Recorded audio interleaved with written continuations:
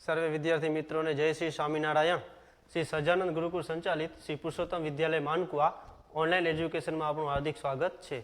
વિદ્યાર્થી મિત્રો, આજે આપણે ધોરણ 8 એમાં સ્વાધ્યાય 3.3 ચતુષ્કોણની સમજ તેના વિશે માહિતી મેળવીશું. સ્વાધ્યાય 3.3 એમાં આકૃતિ આધારિત ઘણા બધા દાખલાઓ છે, તેમાં આપણે દાખલાઓ જોઈશું. તો સૌપ્રથમ દાખલો 1 છે, એમાં ચતુષ્કોણ છે સમાંતર બાજુ ચતુષ્કોણ ABCD. આ સમાંતર બાજુ ચતુષ્કોણ છે. સમાંતર બાજુ ચતુષ્કોણના સામસામેના ખૂણા કેવા હોય? સરખા હોય. સામસામેની બાજુ પણ સરખી હોય છે. તો આ ચતુષ્કોણના આધારે આપણે ખાલી જગ્યા પૂરવાની છે. એમાં પહેલી ખાલી જગ્યા છે AD બરાબર ખાલી જગ્યા. તો અહીંયા આપણે AD જોશું. AD બરાબર ખાલી જગ્યા. તો AD ની સામેની બાજુ છે BC. તો આનો મતલબ એમ થાય કે AD અને BC સામસામેની બાજુ છે અને સરખી છે. હવે આપણે બીજો જોશું ખૂણો DCB, એટલે કે ખૂણો DCB, એટલે આપણે આની વાત કરીએ છીએ DCB. તો એની સામેનો ખૂણો થાય DAB. બરાબર? DCB અને DAB કેવા હોય? સરખા હોય. તો અહીંયા આવશે ખૂણો DAB. હવે આપણે જોશું OC બરાબર ખાલી જગ્યા. હવે આ વિકર્ણ છે OC, એટલે આપણે એની વાત કરીએ છીએ OC. તો OC નું માપ અને OA નું માપ કેવું થાય? સરખું. તો OC બરાબર OA. હવે ચોથું છે માપ ખૂણો DAB અને માપ ખૂણો CDA બરાબર ખાલી જગ્યા. તો આ બે પૂરક કોણ છે અને પૂરક કોણનો સરવાળો થાય હંમેશા 180. પાસેના ખૂણા હોય એનો સરવાળો થાય 180. તો આપણે આ પહેલો દાખલો પૂરો કર્યો. હવે આપણે દાખલો 2 3.3 દાખલો 2 એની અંદર ઘણી બધી આકૃતિઓ છે. આપણે 4 આકૃતિ જોશું. તો સૌપ્રથમ આપણે X, Y અને Z બધાનું મૂલ્ય શોધવાનું છે. તો આ શું છે? આ છે સમાંતર બાજુ ચતુષ્કોણ. એમાં આપણે 1 નું માપ આપેલું છે, આપણે 3 નું માપ શોધવાનું છે. તો આપણે ખાસ યાદ રાખવાનું મિત્રો કે સમાંતર બાજુ ચતુષ્કોણમાં સામસામેના ખૂણા કેવા હોય? સરખા હોય. એટલે કે અહીંયા આપણે જોઈ શકીએ છીએ કે ખૂણો B ની સામેનો ખૂણો D, અહીંયા ખૂણો A ની સામેનો ખૂણો C. એટલે કે જે આનું માપ હોય એને આનું માપ થાય અને જે આનું માપ હોય એને સામે સરખું થાય. તો અહીંયા આપણે દીધેલું છે કે B બરાબર 100. તો B ની સામેનો ખૂણો શું છે? D. D પણ કેટલો થાય? 100. એટલે કે આપણે Y નું માપ મળી ગયું 100. લખવાનું સામસામેના ખૂણા.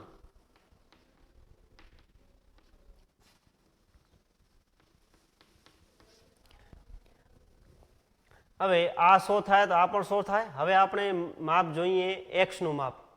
તો B અને C પાસેના ખૂણા છે. આપણે શોર્ટકટમાં દાખલો સમજીએ. B અને C સામસામેના ખૂણા છે. એમાં એકનું માપ 100 છે.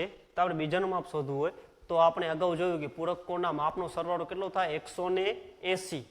તો આપણે 180 માંથી આપણે 100 બાદ કરીએ એટલે જવાબ મળશે 80. તો આપણે X નું માપ મળી ગયું. કેટલું મળ્યું? X નું માપ મળ્યું 80. X બરાબર 80. હવે X 80 હોય તો એની સામેનો ખૂણો કયો? Z. Z પણ કેટલાનો થાય? 80. તો આપણે 3 ખૂણાનું માપ મળ્યા.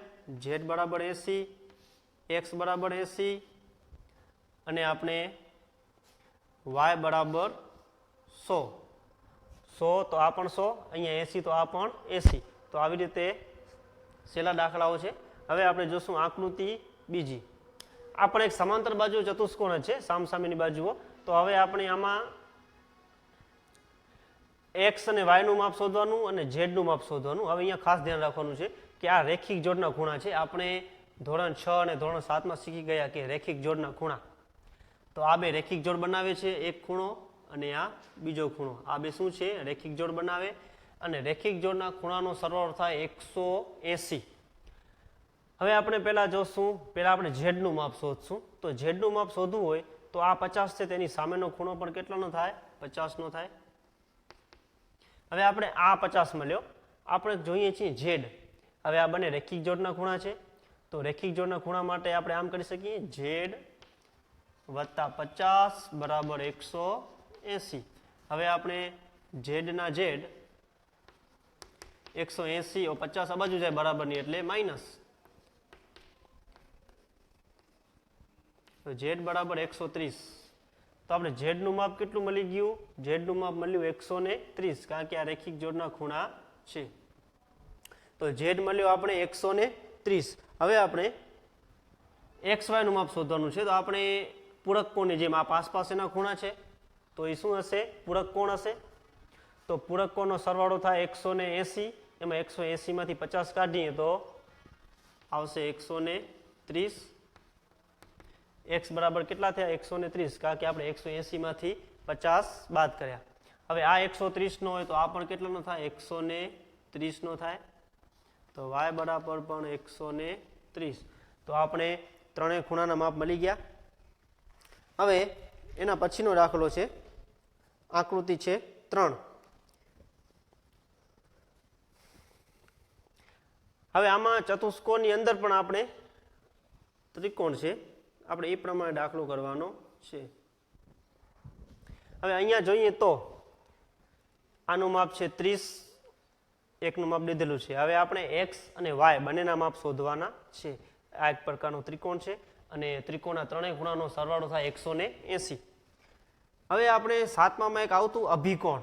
અભિકોણ એટલે કે સામસામેના ખૂણા અભિકોણ હોય, એના સામસામેના ખૂણા કેવા હોય? સરખા.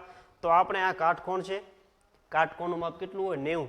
તો હવે આપણે આ 90 છે તો આ એનો સામેનો ખૂણો છે, તો આ પણ કેટલાનો થાય? 90. તો આપણે x બરાબર 90 મળી ગયું. કૌંસમાં લખવાનું અભિકોણ.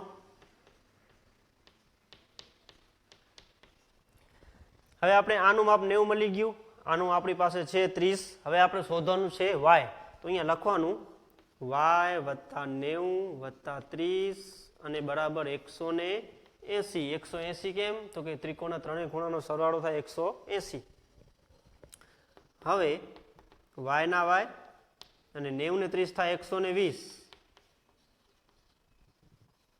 હવે આપણે 120 ને બરાબર ને આ બાજુ જવા દઈએ તો કેવા થઈ જાય? ઓછા થઈ જાય, માઇનસ થઈ જાય. 180 માંથી 120 જાય તો જવાબ આવશે 60.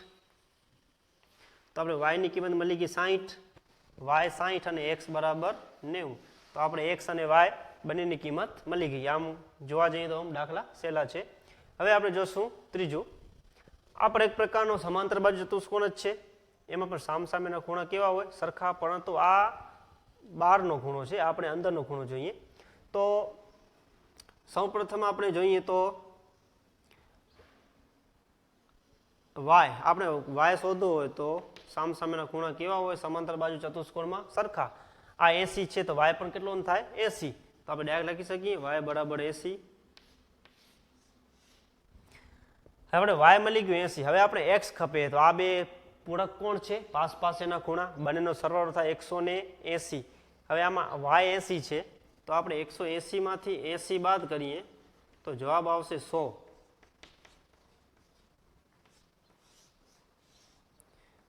x મળી ગયો આપણને 100.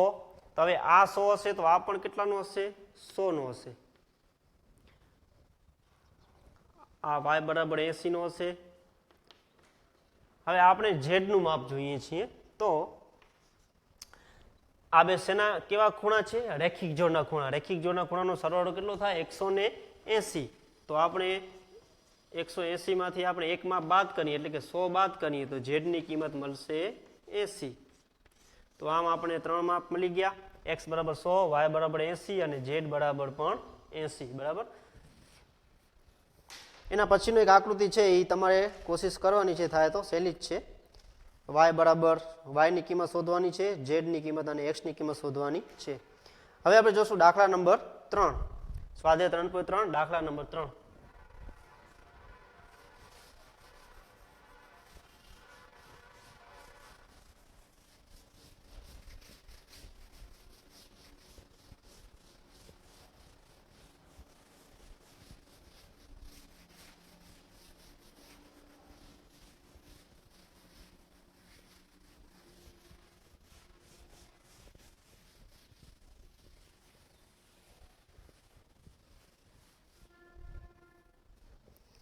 એમાં છે કે શું ચતુષ્કોણ ABCD સમાંતર બાજુ ચતુષ્કોણ હોઈ શકે? જો એમ કહીને આપણે ત્રણ રકમ લીધેલી છે, આપણે ચકાસવાની છે. તો સૌપ્રથમ આપણે સમાંતર બાજુ ચતુષ્કોણ દોરશું.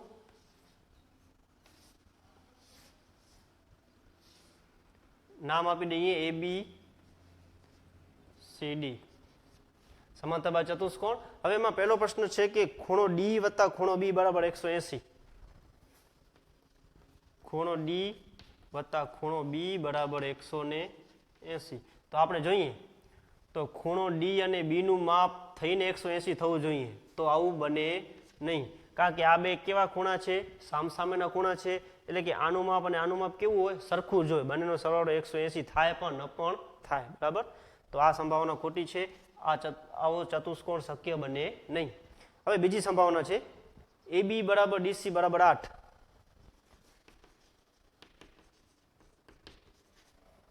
અને AD બરાબર 4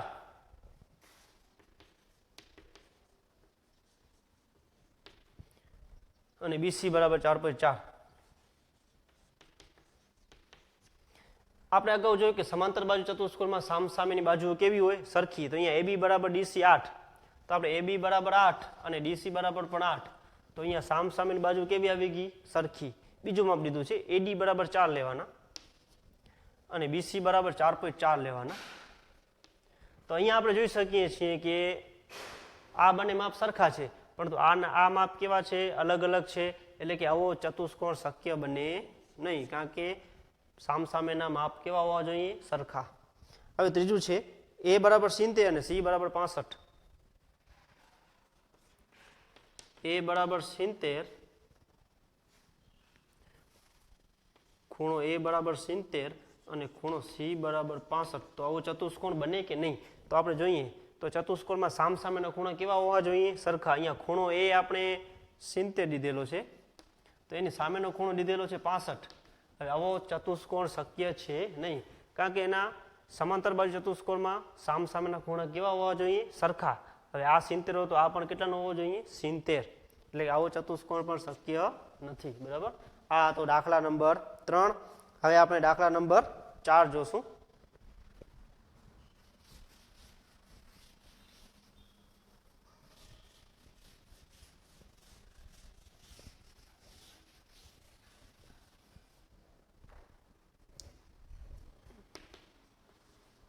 દાખલા નંબર 4 છે કે એક એવા ચતુષ્કોણની કાચી આકૃતિ દોરો કે જે સમાંતર બાજુ ચતુષ્કોણ ન હોય, પરંતુ સામસામેના ખૂણાની એક જોડ સરખી હોય. એક એવો સમાંતર બાજુ ચતુષ્કોણ દોરવાનો, એક એવો ચતુષ્કોણ દોરવાનો જે સમાંતર બાજુ ન હોય, પરંતુ સામસામેના ખૂણાની એક જોડ સરખી હોય. તો આપણે એક આવો ચતુષ્કોણ દોરી શકાય. નામ લઈ દઈએ A, B, C અને D. તો અહીંયા ખૂણો A બરાબર ખૂણો C. ખૂણો A અને ખૂણો C કેવા છે? સરખા. એ સામસામેની એક જોડ કેવી છે? સરખી. અને આ સમાંતર બાજુ ચતુષ્કોણ છે નહીં. તો આ આપણે એનો જવાબ આકૃતિ દોરવાની હતી. હવે આપણે જોશું દાખલા નંબર 5.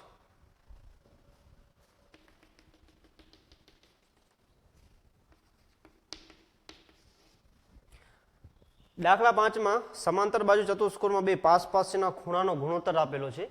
સમાંતર બાજુ ચતુષ્કોણમાં બે પાસના ખૂણાનો ગુણોત્તર 3/2 છે. તો આપણે બધા ખૂણાના માપનો સરવાળો શોધવાનો છે.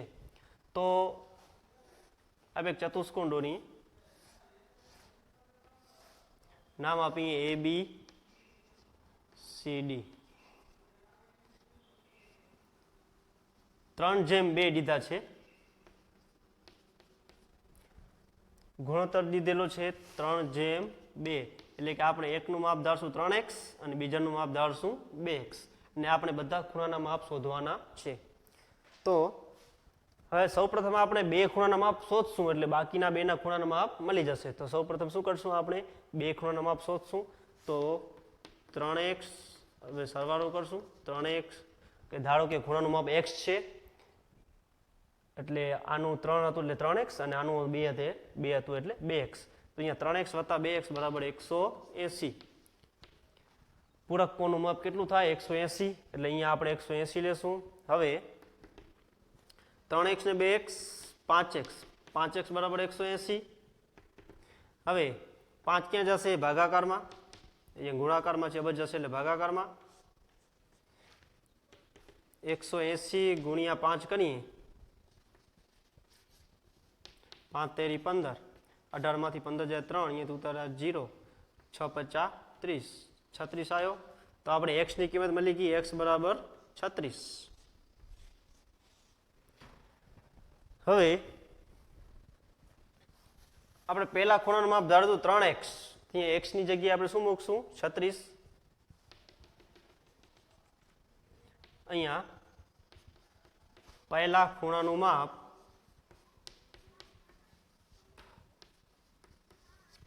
3x હતું, તો અહીંયા 3 ગુણ્યા 36 એટલે કે 108. એટલે આનું માપ મળી ગયું આપણે 108. હવે આપણે બીજા ખૂણાનું માપ ગોતશું. બીજા ખૂણાનું માપ છે 2x. ત્યાં x ની જગ્યાએ 36 એટલે કે 72 અંશ. તો આનું માપ થશે 72 અંશ. હવે ખૂણો એ 72 મળ્યો, ખૂણો ડી 108 મળ્યો. તો ખૂણો એ 72 હોય તો ખૂણો સી પણ કેટલાનો હશે? 72. એટલે ખૂણો એ અને ખૂણો સી બંનેનું માપ થશે 72. સામસામેના ખૂણા સરખા હોય. હવે ખૂણો ડી અને ખૂણો બી બંનેનું માપ કેટલું થશે? 108. ખૂણો બી અને ખૂણો ડી બંનેનું માપ થશે 108. તો આવી રીતે આપણે માપ શોધી શકીએ. હવે આપણે જોશું દાખલા નંબર 6. એમાં બંને આકૃતિઓ છે, એના પરથી આપણે એક્સ અને વાયની કિંમત શોધવાની છે.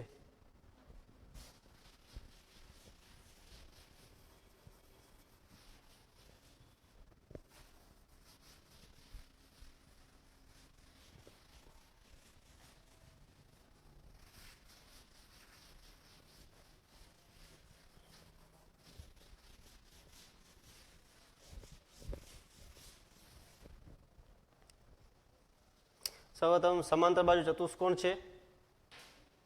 દાખલા નંબર 6.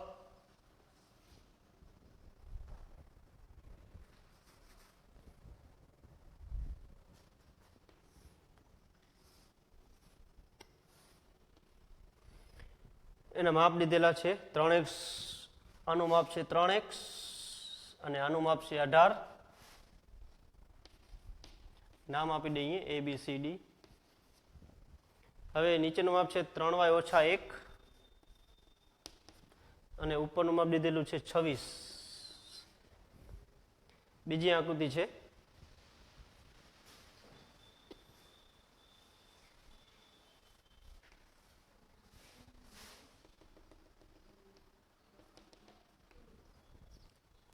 એની અંદર આનું માપ છે 16 અને આનું માપ છે x + y. આ બાજુ છે 20, અહીંયા છે 20 અને અહીંયા માપ લીધેલું છે y + 7.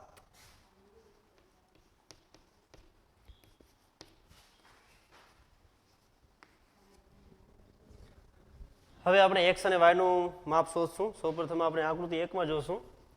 તો સમાંતર બાજુ ચતુષ્કોણમાં સામસામેની બાજુ કેવી હોય? સરખી. તો અહીંયા આપણે 3x = 18 લેશું. તો આપણે 18 ની કિંમત શોધવી હોય તો 3 ક્યાં જાય? ભાગાકારમાં. 18 ભાગ્યા 3 એટલે 76 18. એટલે આપણે x ની કિંમત મળી ગઈ 6. તો આપણે x ની કિંમત અહીંયા 6 મળી ગઈ. અહીંયા 6 × 3 એટલે 76 18 એટલે થઈ ગયા સરખા. અહીંયા 18 ને અહીંયા 18 એટલે કે સામસામેની બાજુનું માપ કેવું થઈ ગયું? સરખું. હવે આપણે y ની કિંમત શોધશું. તો y અહીંયા છે 3y - 1 = 26 અને સમીકરણની રીતે ઉકેલવાના છે. હવે 1 ઓછા છે, બરાબર ને બચ જશે એટલે વત્તા. તો 26 + 1, 26 ને 1 થાય 27. હવે 3 જશે 27 ની નીચે ભાગાકારમાં એટલે 9 તેરી 27 એટલે y = 9.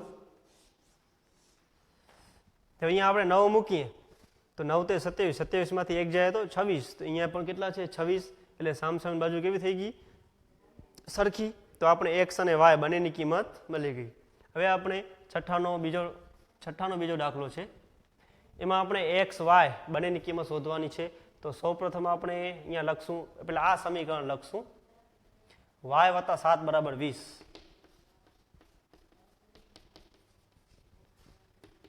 હવે 7 વત્તા છે, બરાબર ને બચ જશે એટલે ઓછા થઈ જશે. હવે 20 માંથી 7 જાય એટલે 13 રહે. તો આપણે y ની કિંમત મળી ગઈ 13. એટલે કે આપણે આ સમીકરણની કિંમત મળી ગઈ 13. બીજું સમીકરણ આવ્યું x + y = 16. અહીંયા આપણે y ની કિંમત મળી ગઈ છે 13 તો અહીંયા આપણે એની કિંમત મૂકશું x વત્તા 13 બરાબર 16. હવે 13 વત્તા છે બરાબર ને બાજુ જશે એટલે ઓછા થઈ જશે, તો x બરાબર 16 ઓછા 13, x બરાબર 3. તો આપણે y બરાબર 13 અને x બરાબર 3 આ બંને કિંમતો મળી. આ છઠ્ઠો દાખલો પૂરો કર્યો. હવે આપણે એના પછીનો એક દાખલો જોશું. દાખલા નંબર 7 આકૃતિ આધારિત છે.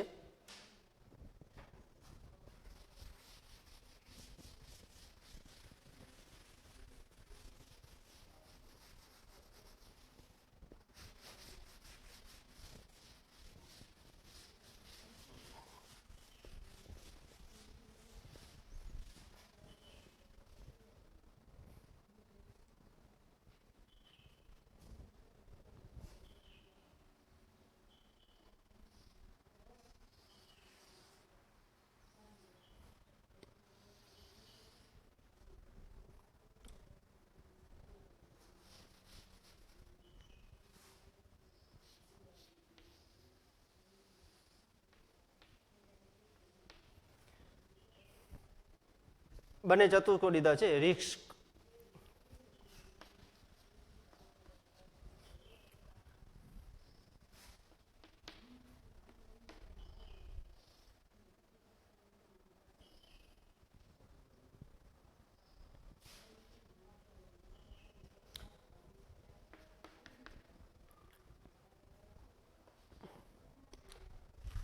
એલ અને યુ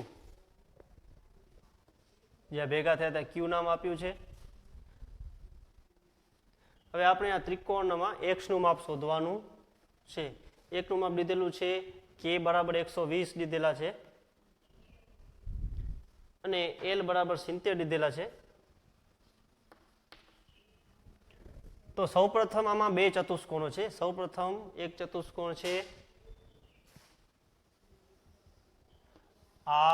RISK. આ એક ચતુષ્કોણ છે.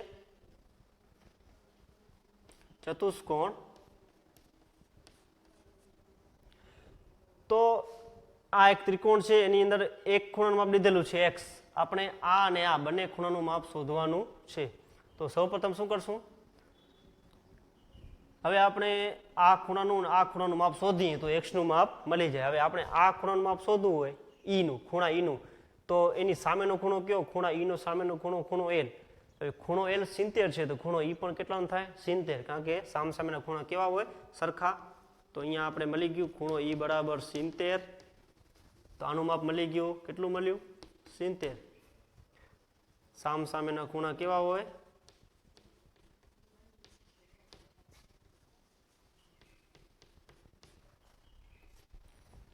આપણે ખૂણો E આપણે 70 મળ્યો. હવે આપણે ખૂણો S જોઈએ, તો ખૂણો S ની સામેનો ખૂણો છે R. તો આપણે શું કરવું પડે, ખૂણો R શોધવો પડે. તો R શોધવા માટે આપણે અગાઉ શીખી ગયા કે K અને R પૂરક કોણ છે. પૂરક કોણનું માપ 180 થાય. એમાંથી આપણે 180 માંથી 120 કાઢીએ તો કેટલા વધે 60. તો આનું માપ 60 આવ્યું, તો S નું માપ પણ કેટલું આવે 60. S બરાબર 60 અંશ. કૌંસમાં લખવાનું સામસામેના ખૂણા.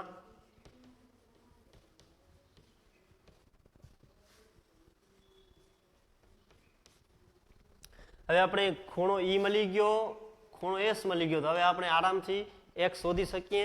તો x શોધવા માટે આપણે લખાય x વત્તા 60 વત્તા 70 અને 180. ત્રિકોણ ત્રણેય ખૂણાનો સરવાળો કેટલો થાય 180.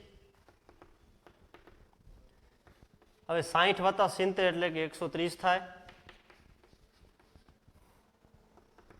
હવે આપણે 130 ને બરાબરની આ બાજુ જવા દઈએ એટલે ઓછા 130. હવે 180 માંથી 130 જાય એટલે 50. તો આપણે ખૂણા x નું માપ મળી ગયું 50.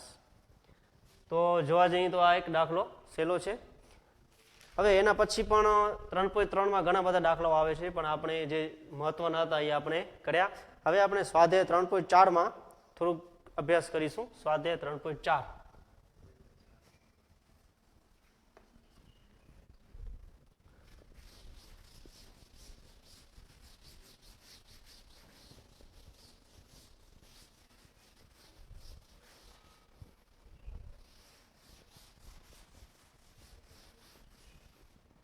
એમાં છે સૌપ્રથમ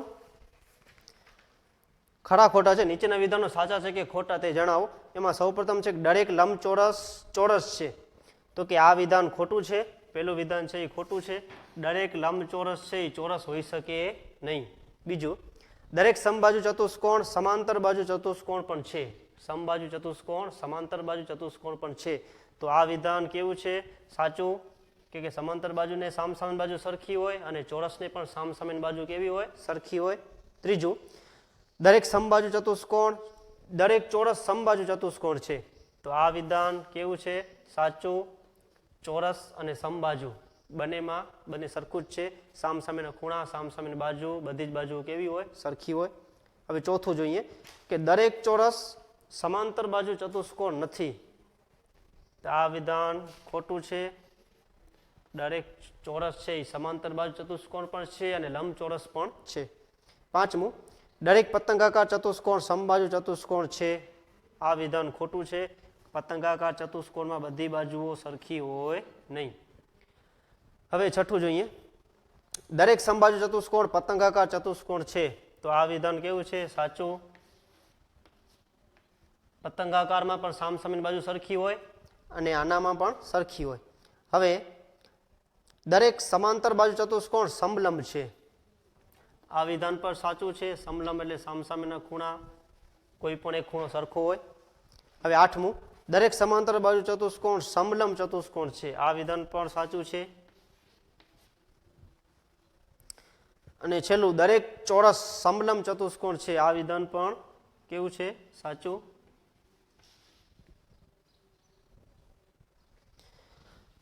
હવે આપણે સ્વાધ્યાય 4.4 એમાં સ્વાધ્યાય 3.4 એમાં આપણે દાખલો જોશું. 2, એવા ચતુષ્કોણના નામ આપો કે જેમાં ચારેય બાજુની લંબાઈ સરખી હોય. તો એવા કયા ચતુષ્કોણ છે જેમાં ચારેય બાજુ સરખી હોય? તો આપણે અગાઉ જોઈ ગયા, વ્યાખ્યા પર જોઈ હતી કે ચોરસ અને સમબાજુ ચતુષ્કોણ, આ બે એવા છે ચતુષ્કોણ જેની ચારેય બાજુ કેવી હોય? સરખી. બીજું જોઈએ, દાખલા બીજાનો બી, ચારે ખૂણા કાટખૂણા હોય એવા ચતુષ્કોણના નામ. એવા કયા ચતુષ્કોણ છે જેના ચારે ખૂણા કાટખૂણા હોય? તો જવાબ આવશે ચોરસ અને લંબચોરસ. આ બંનેના ચારે ખૂણા કેવા હોય? કાટખૂણા હોય. એના પછી દાખલા નંબર 3, કેવી રીતે એક ચોરસ ચતુષ્કોણ છે? હવે એમાં ખાસ સમજો કે ચોરસ એ ચતુષ્કોણ કેવી રીતે છે? તો કે ચોરસની કેટલી બાજુ હોય? ચોરસની 4 બાજુ હોય, એટલે કે ચોરસ એ ચતુષ્કોણ છે. બીજું, ચોરસ એ સમાંતર બાજુ ચતુષ્કોણ કેવી રીતે છે એ સમજાવવાનું છે. તો કે આપણે અગાઉ જોયા કે સમાંતર બાજુ ચતુષ્કોણની સામસામેની બાજુ કેવી હોય? સરખી હોય. અને ચોરસની પણ સામસામેની બાજુ કેવી હોય? સરખી હોય. તો આપણે કહી શકીએ કે ચોરસ એ સમાંતર બાજુ ચતુષ્કોણ છે. હવે જોશું સમબાજુ ચતુષ્કોણ. ચોરસ એ સમબાજુ ચતુષ્કોણ કેવી રીતે છે? તો કે ચોરસની ચારે બાજુ કેવી હોય? સરખી. સમબાજુ ચતુષ્કોણની પણ ચારે બાજુ કેવી હોય? સરખી. તેથી આપણે કહી શકીએ કે ચોરસ એ સમબાજુ ચતુષ્કોણ છે. હવે લંબચોરસ. ચોરસ એ લંબચોરસ કેવી રીતે છે સમજાવો. તો કે લંબચોરસના ચારે ખૂણા કેવા હોય? કાટખૂણા હોય. ચોરસના પણ ચારે ખૂણા કાટખૂણા હોય. પછી લંબચોરસની સામસામેની બાજુ સરખી હોય, તો ચોરસની પણ સામસામેની બાજુ સરખી હોય. એટલે કે આપણે કહી શકીએ કે ચોરસ એ લંબચોરસ પણ છે. હવે આપણે જોશું દાખલા નંબર 4, એવા ચતુષ્કોણના નામ આપો જેના વિકર્ણો પરસ્પર દુભાગે. એટલે કે એવા કોઈ ચતુષ્કોણના નામ દેવાના, એના વિકર્ણો પરસ્પર દુભાગે, આ વિકર્ણો કહેવાય. એવા ચતુષ્કોણના નામ દેવાના છે. પરસ્પર દુભાગે એવા ચતુષ્કોણના નામ છે ચોરસ, લંબચોરસ, સમાંતર બાજુ ચતુષ્કોણ અને સમબાજુ ચતુષ્કોણ. આ 4 ચતુષ્કોણ એવા છે જેના વિકર્ણો પરસ્પર દુભાગે. બીજું, પરસ્પર લંબ દ્વિભાજક હોય એવા લંબ હોય એવા ચતુષ્કોણ.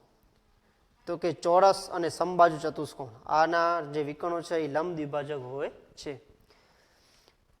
અને જેના વિકર્ણોના માપ સમાન હોય એવા ચતુષ્કોણના નામ દેવાના, કે જેના વિકર્ણોના માપ કેવા હોય? સમાન હોય. તો એના માપ છે ચોરસ અને સમબાજુ ચતુષ્કોણ. આ બે ચતુષ્કોણ એવા છે જેના વિકર્ણોના માપ કેવા આવે છે? સરખા આવે છે. અને એના પછીનો છે સ્વાધ્યાય 3.4, એમાં 5મો દાખલો છે કે લંબચોરસ એક બહિર્મુખ ચતુષ્કોણ છે, સમજાવો. તો લંબચોરસના દરેક ખૂણાનું માપ 180 કરતાં ઓછું હોય છે, એટલે કે લંબચોરસના બધા ખૂણા કેવા હોય? કાટખૂણા હોય. અને ત્રીજું, લંબચોરસના વિકર્ણો અંદરના ભાગમાં જ હોય છે. જેમ કે આ લંબચોરસ છે એના વિકર્ણો છે એ લંબચોરસની અંદરના ભાગમાં જ આવેલા હોય છે. તો લંબચોરસ એક બહુકોણ છે. તો મિત્રો આજે આપણે સ્વાધ્યાય 3.3 અને 3.4 તેનો અભ્યાસ કર્યો. આગળના વિડીયોમાં આપણે નવા પાઠ વિશે સમજીશું. જય શ્રી સ્વામિનારાયણ.